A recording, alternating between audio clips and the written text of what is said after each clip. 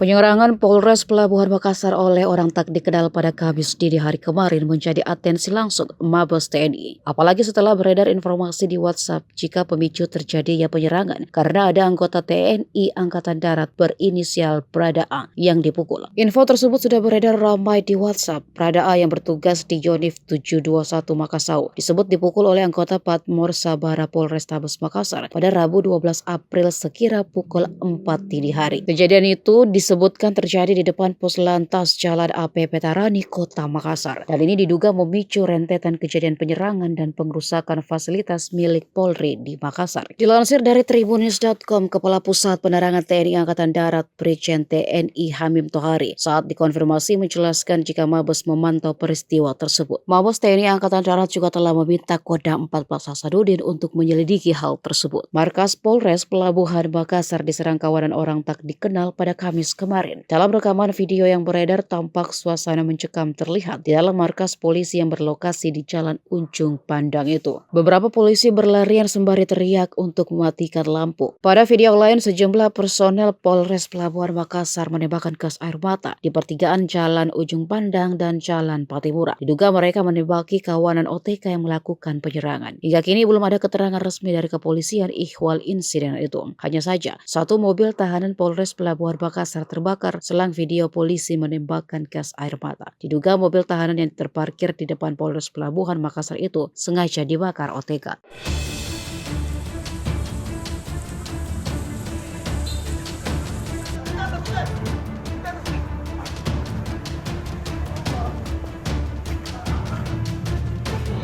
Matikan lampu, matikan lampu.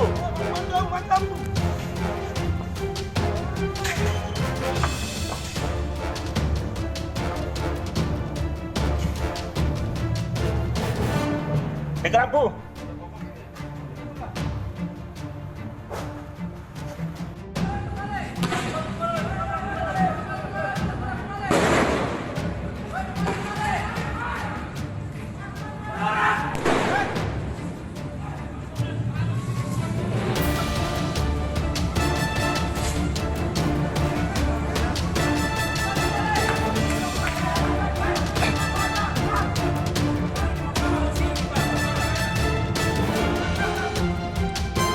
Ini dibakar tadi mobil. Ini bensinnya gimana? Duduk aja gimana?